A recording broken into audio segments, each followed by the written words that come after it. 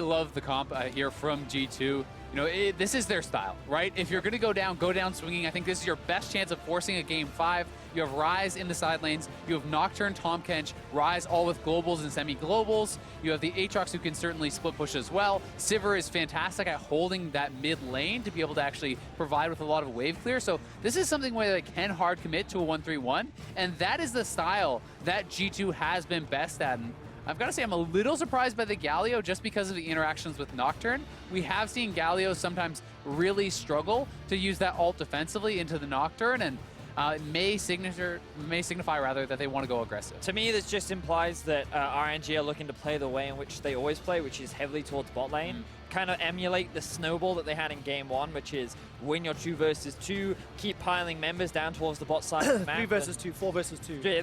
Whatever, yeah. Win the bottom lane. Yes, and the thing is, the Sivir matchup is already a really bad one. But it looks like that they might actually be changing things up, taking the Ryze out of the mid lane and putting it up towards the top side into the Poppy.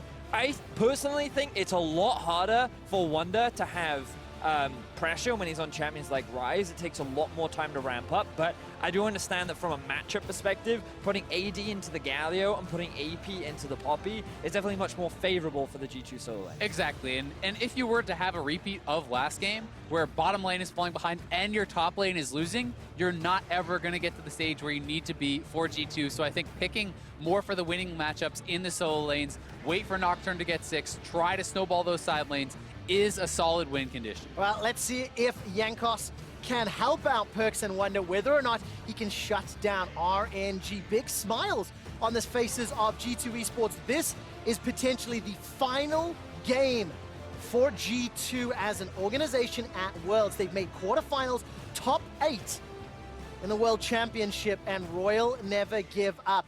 Are 1 win away from advancing to the semifinals in a showdown with Invictus. Not only is he already way behind, he's going to get even more behind off of a base. And as we've said, 3 versus 2, 4 versus 2, as many people in the bottom lane as possible. Wadid still holding on to his flash. That was so cheeky. The tongue lashing onto Ming will not hold him in place long enough to get the kill. But game 5.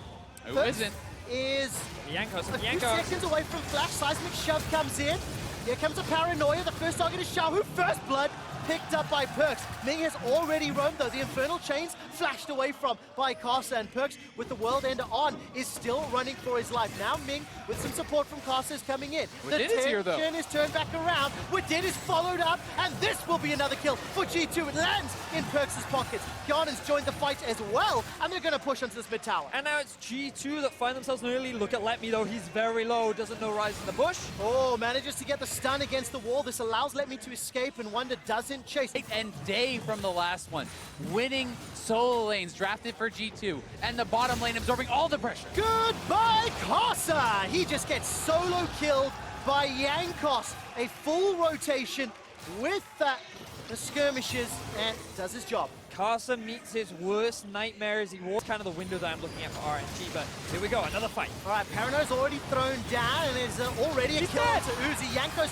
has soloed him with a little bit of help from Perkz. Perkz actually got the killing spree. Realm Warpers unfortunately skipped out on his. Perkz and Jankos are running up top. Perkz has got himself one. Now Ming forced to flash over the wall. Here comes Wunder. He flashes over, looking for the Rune Prison. That's going to be a lockdown onto Ming, and the kill secures available. Picked up by Wunder. That's 3 quick kills. Perkz isn't done yet. Finally forced to escape with the Devour. And we talked about how RNG, if they looked for a fight now, they would lose it. They just did. G2 dismantled RNG, who tried to collapse onto G2 in the top lane, and it ends up being 3 kills for 0. This is huge for G2 here, getting so many kills there, really expanding the gold lead. Up over 6K, they're going to take another turret here in the mid lane, and they have a stranglehold on this game. 4 towers to 1, 6 kills to 0. I will take that back. 3 towers to 1 as the inner turret survives by the skin of its teeth, but 4-0 on this Aatrox. 1-0-3 on Jankos' Nocturne. With the squishy targets, he just kills them in one rotation. Yeah, I mean, straight in onto Uzi. These guys are so fed. He's just getting absolutely destroyed, and with fights like these, you're starting to think that upset, no matter how unlikely you thought coming into this series, is becoming more and more and more likely. as G2 are just looking incredible in this game. And Jankos was sat on a ward for that whole thing, yet they still commit to it. They think, you know what, Aatrox is far enough away that we can get the collapse. And Jankos is like, I see Uzi, I kill Uzi. Not be enough. Perks may give the first death up. Whoa, he turns it back around onto Corsa in a 1v3. Manages to get the kill. Now here comes Wadid. The Abyssal Voyage Devour keeps the captain alive. The man in the mid lane for G2 Esports at 5-0. He just spikes his way out of the gank. They think they have him corralled there, and he just turns around and takes him down 5-0. What an insane game. And Perk stays true to Aatrox's nature. Who can run when you can fight instead?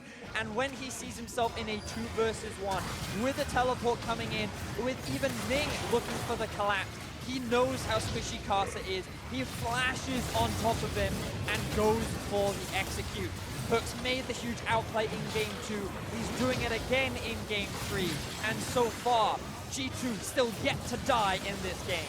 And you gotta say, RNG's plays are starting to reek a bit of desperation.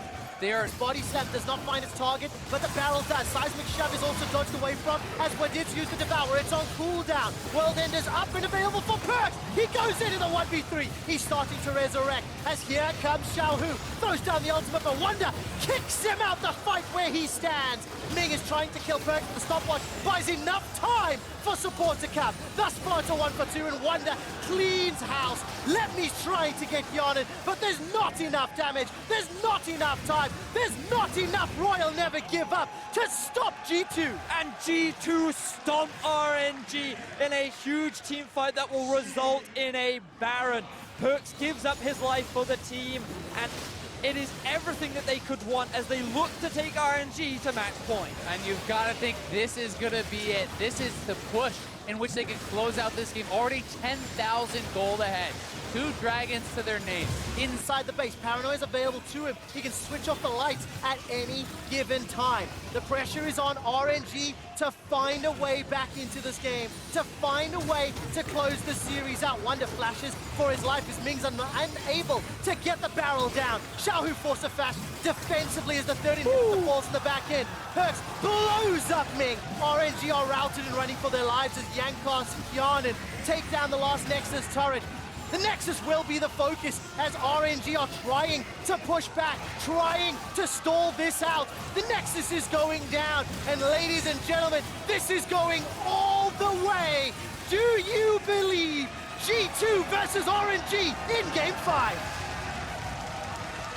Such a big win for G2 as RNG are pushed back. They only found a single kill in that game. And you think about the series as a whole, RNG had probably the cleanest game of their